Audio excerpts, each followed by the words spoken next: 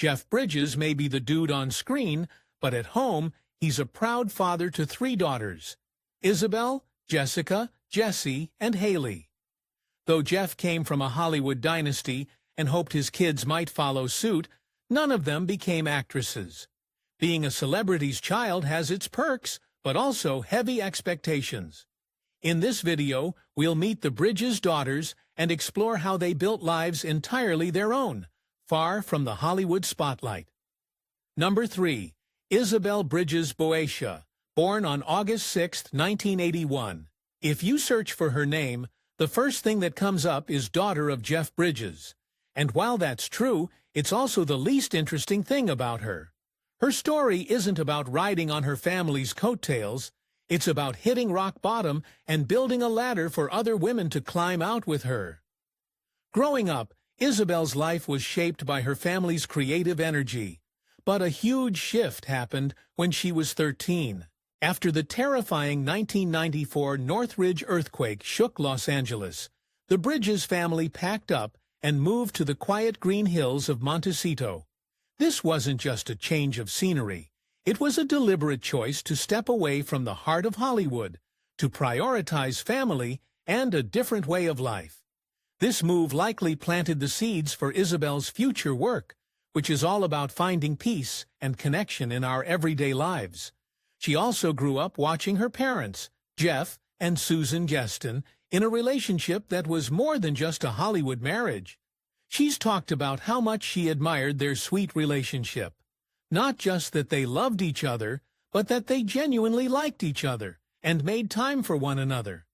This became her blueprint for what a real partnership looked like. Isabel went off to Pepperdine University, where she met her own life partner, Brandon Bosch. They were classic college sweethearts. They got married in 2007 at her family's home in Santa Barbara, on a date, July 7, 2007, that she had apparently dreamed of since high school. Years later, she'd posted on Instagram, "16 years ago, I married my best friend. We made a life, babies, and magic together. I'm so in love." They had 2 beautiful children, a daughter named Grace and a son named Benjamin. They settled in the Bay Area, and from the outside, it looked like a perfect life. But on the inside, Isabel was struggling, badly. Motherhood, which she thought would be all joy, brought on a crushing wave of depression and anxiety. This is where her story truly begins. She felt immense pressure to be the perfect mom, to have it all together. She was trapped in what she called a perfectionistic shell. The turning point came during a parent-child class. One day, another mother in the group just broke down. She was raw, honest, and vulnerable about her own struggles. Hearing that, Isabel said it cracked something open in her. For the first time, she let herself cry, letting go of the need to look good. In that moment of shared vulnerability, she had an epiphany. She realized that healing wasn't in pretending to be perfect, but in embracing what she now calls the messy middle, the real, complicated, and often difficult truth of life and motherhood. She said, "I learned that my medicine is in my mess." This personal breakdown became her professional breakthrough. She decided to dedicate her life to helping other mothers navigate these same challenges. She became an empowerment coach, creating safe spaces where women could be seen, heard, and supported. Her mission was simple, but profound: to help the moms feel nourished on the inside so they have a wellspring to give them. She knew you can't pour from an empty cup, but she didn't stop there.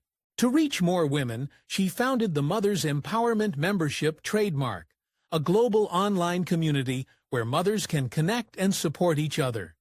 She became the CEO of her own powerful movement, one born from her own pain, and then came a project that beautifully tied her new path back to her roots.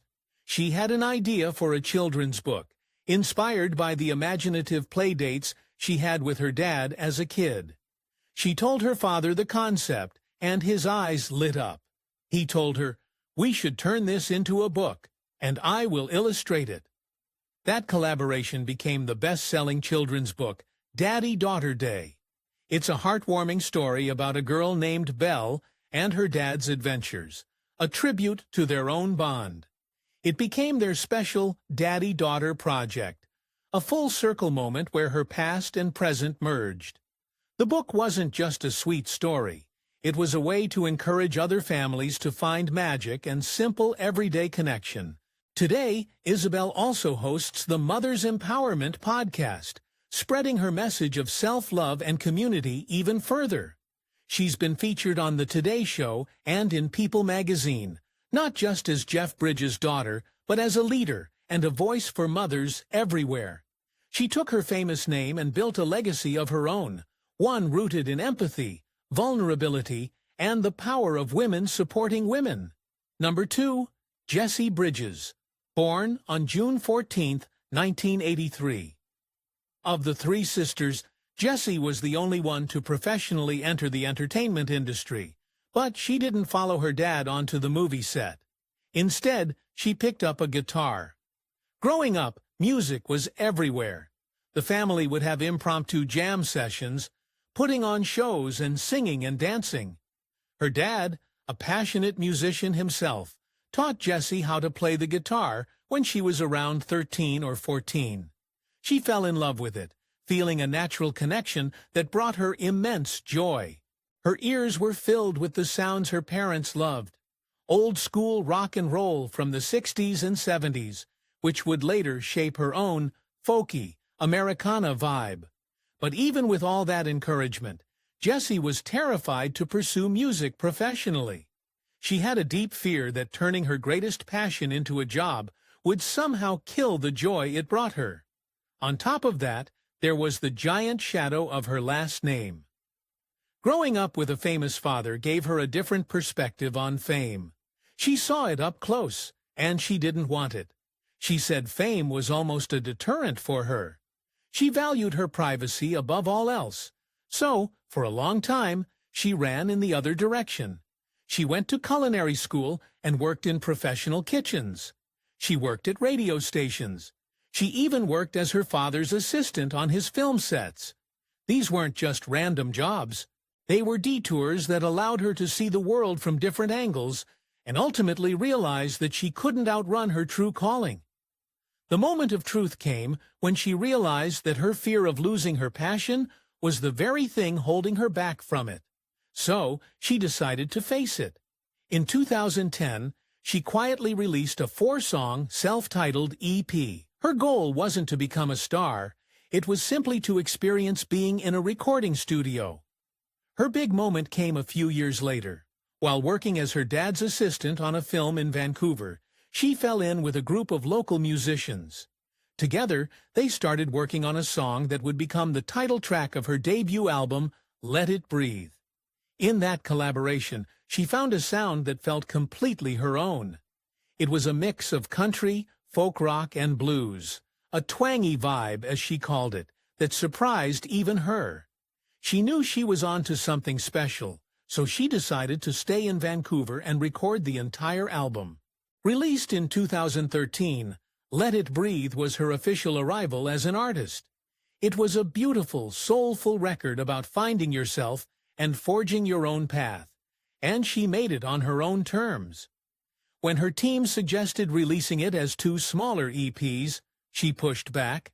She insisted on it being a full 11-song album, a complete body of work that represented her journey. It was a sign of her growing confidence as an artist. What's truly beautiful is how her musical journey intertwined with her father's. Jeff, seeing his daughter's talent and passion, invited her to tour with his band, the Abiders. She would open his shows, playing her own self-penned songs with just her acoustic guitar. She described the experience as a blast and so much fun. This wasn't a case of a famous dad giving his daughter a handout. It was a genuine collaboration. They would jam together, sing duets on stage like Graham Nash's Teach Your Children, and support each other. Jeff has said, "Jessie, my middle daughter, we play music all the time. That's our connection." Music became their shared language, a bridge between a father and daughter, navigating the unique world they lived in. Jessie found a way to share her art while still protecting her privacy. After her initial album release, she talked about releasing singles independently, keeping things low-key. Her online presence is minimal, a reflection of her long-held desire to live a life outside the intense glare of the spotlight. Her Instagram bio today still says it all.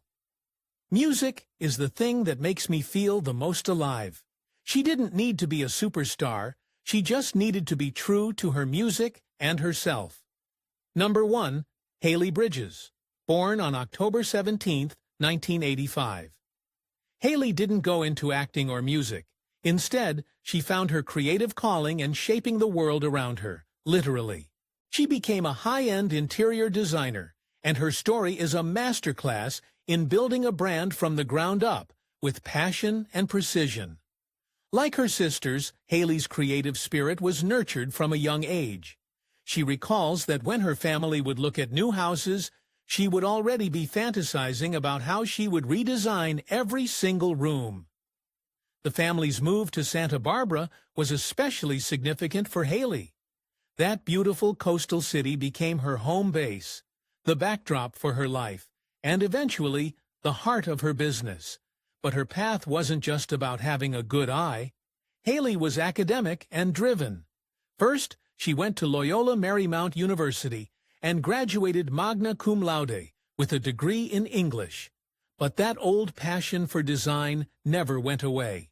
So, she went back to school and earned a master's degree in interior architecture from a prestigious joint program between UCLA and Cal Poly Pomona.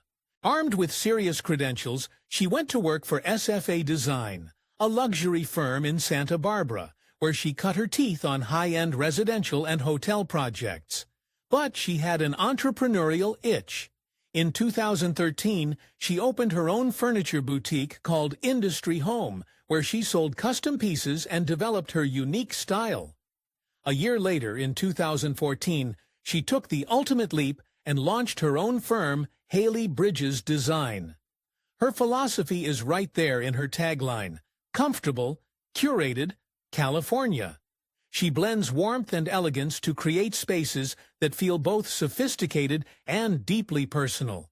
As she puts it, her mission is to make a home, a haven of health and happiness that truly reflects the people who live there. Her signature style is timeless, mixing crisp white walls and neutral textures with bold tribal and animal prints. She's a master at layering vintage rugs and mixing metals to create spaces that feel collected and soulful. Her portfolio is stunning, from luxurious French-inspired retreats in Montecito to bright, airy sanctuaries for young families. But her success is about more than just great taste. It's about professionalism.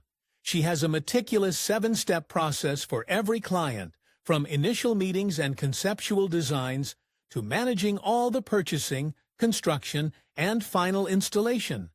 She's a creative, but she's also a savvy business owner who sought out mentorship from programs for female entrepreneurs to build a solid foundation for her company. And just like with Jessie, Haley's professional life has a beautiful connection with her father. Jeff Bridges has proudly said, "She's a wonderful interior designer, and we work together on houses." It's another example of that incredible family synergy where they find ways to blend their worlds and collaborate. But the most powerful story about Haley and her father has nothing to do with design. It's a story of love, resilience, and pure determination. In August 2021, Haley was set to marry her longtime love, Justin Shane. But this happy time was clouded by a terrifying reality. In late 2020, her father had been diagnosed with non-Hodgkin lymphoma. While undergoing chemotherapy, he contracted COVID-19. The combination was devastating. He was in the hospital for weeks, struggling to breathe, his body weakened by the cancer treatment and the virus. Through it all, Jeff had one goal that kept him fighting. He was going to walk Haley down the aisle. He worked with a trainer day after day, pushing himself through grueling physical therapy just to regain the strength to stand and walk. He was determined. As he later recounted, "Finally, one day I said, 'Maybe I can do it, you know.' And it turns out I not only got to walk her down the aisle, but I got to do the wedding dance. That was terrific." That moment at Haley's wedding was more than just a tradition. It was a symbol of everything: a father's love, a family's strength, a man's will to live for the people he holds dear. For Haley, having her dad by her side, strong enough to give her away after everything he'd been through, was the greatest gift of all. Today, Haley continues to live in Santa Barbara, close to her parents, running her thriving design firm.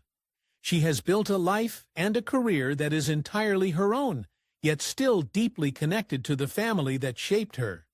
Their journeys remind us that no matter who your parents are, you have the power to write your own script. And when you do it with heart, focusing on what you